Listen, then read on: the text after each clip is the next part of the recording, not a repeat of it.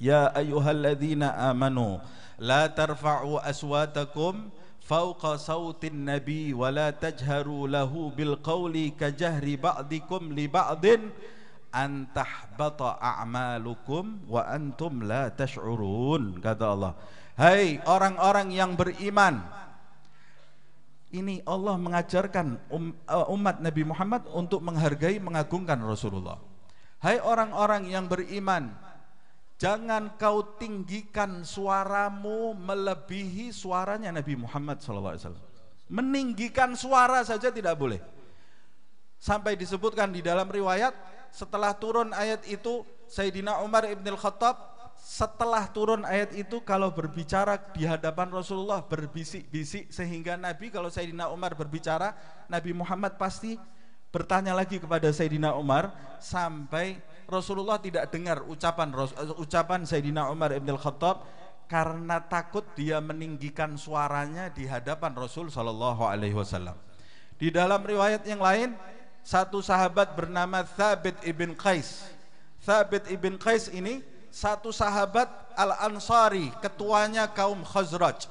Thabit ibn Qais ini termasuk duta Rasulullah sallallahu alaihi wasallam yang menyampaikan segala keinginan Nabi Muhammad sallallahu alaihi wasallam. Jadi juru bicara Rasulullah sallallahu alaihi wasallam, Thabit ibn Qais dan Hassan ibn Thabit.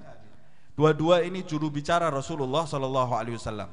Dia sangat mencintai dan menghormati Rasulullah sallallahu alaihi wasallam, sehingga ketika turun ayat ini, la tarfa'u aswatakum fawqa sautin nabi, dia tahu Thabit ibn Qais ini suaranya kalau berbicara lantang, karena dia juru bicara Rasulullah sallallahu alaihi wasallam.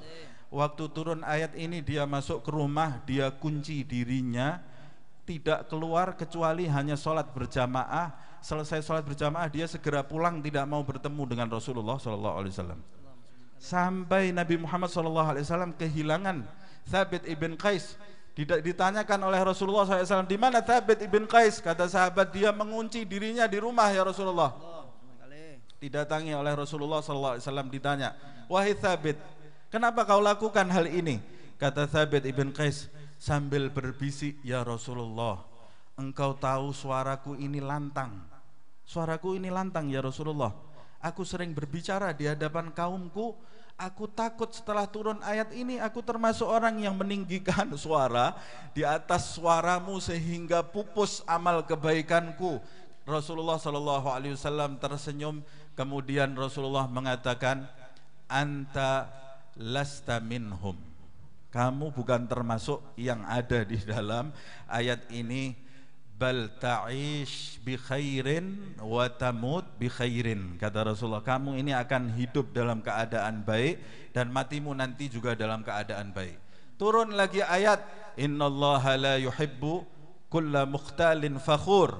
Turun ayat, sesungguhnya Allah subhanahu wa ta'ala tidak menyukai orang-orang yang menyombongkan diri dan berbangga terhadap dirinya.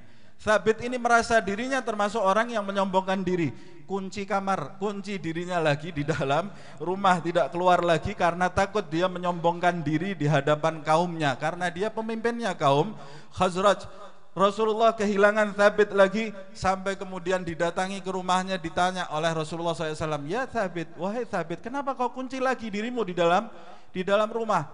Dia mengatakan, ya Rasulullah, engkau tahu aku adalah pemimpin dari kaumku. Turun ayat ini, aku takut menjadi orang-orang yang sombong dan bangga terhadap diriku di hadapan kaumku, maka lebih selamat kalau aku kunci diriku di dalam rumah. Nabi Muhammad tersenyum lagi sambil berkata, anta lasta minhum. Kamu tidak termasuk orang yang di dalam ayat ini. Bal ta'ish sa'idan wa tuqtal syahidan wa tadkhul jannah. Kata Rasulullah, engkau akan hidup dalam keadaan bahagia dan nanti matimu mati dalam keadaan syahid, terbunuh dalam keadaan syahid. Sahabat kalau mendengar kabar ini dari Rasul SAW, kamu mati dalam keadaan syahid, berbinar-binar wajahnya bahagia karena Rasul, menurut mereka mati syahid ini adalah kabar gembira dari Rasulullah SAW. Wa tuqtal syahidan wa tadkhul jannah, karena berapa banyak orang yang mati syahid tapi dia tidak masuk ke dalam surga sebab dia mati syahid diketahui oleh manusia tapi niatnya bukan karena Allah Subhanahu wa ta'ala. Sempurna kabar gembira Rasulullah untuk Thabit ibn Qais ini, kamu nanti matinya syahid dan kamu akan masuk ke surga Allah Subhanahu wa ta'ala. Dan begitulah sampai wafat Rasulullah sallallahu alaihi wasallam. Kemudian di masa kekhilafahan Sayyidina Abu Bakar As-Siddiq radhiyallahu anhu, Thabit ibn Qais ini termasuk mereka yang berada di dalam pasukan yang diutus oleh Sayyidina Abu Bakar As-Siddiq radhiyallahu anhu ke Yamamah untuk memerangi Musailamah Al-Kadzab, nabi yang palsu. Sampai di tempat, di lokasi, dia melihat orang Islam tercerai-berai waktu itu, dan kekuatan Musailamah Al-Kadzab waktu itu sampai berhasil memecah persatuan umat Islam. Di masa itu Thabit ini dalam keadaan sedih, dia kemudian keluar mengambil kain kafan.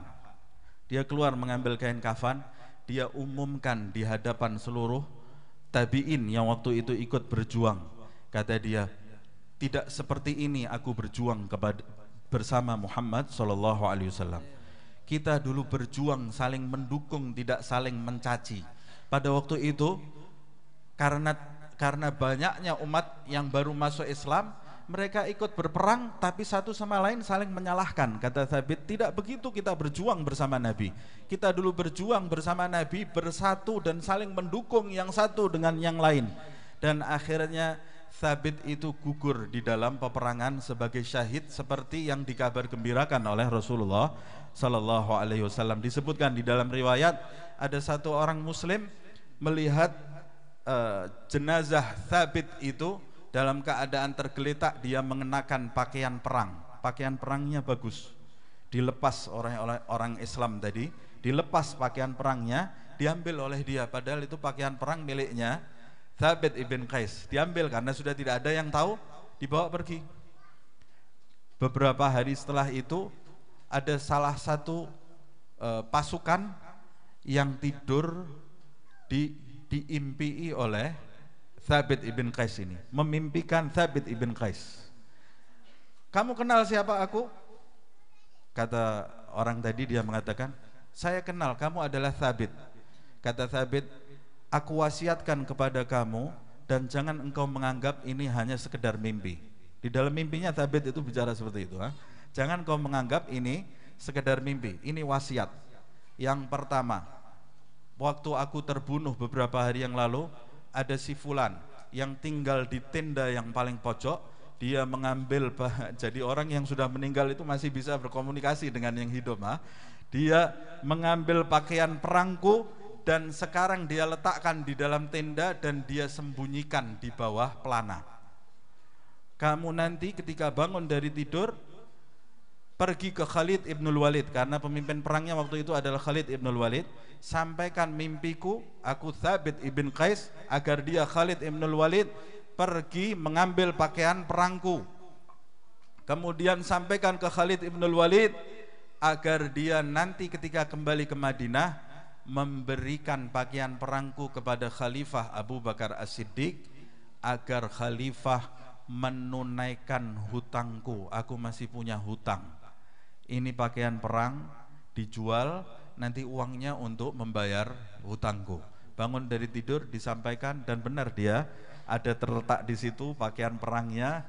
Dan sampai di Madinah diberikan kepada Khalifah Abu Bakar, diceritakan, kemudian dibayarkan hutangnya. Kata Sayyidina Abu Bakar, aku baru tahu sekali ini ada orang memberi wasiat setelah dia wafat. Biasanya orang memberi wasiat sebelum wafat, ini memberi wasiat setelah wafat.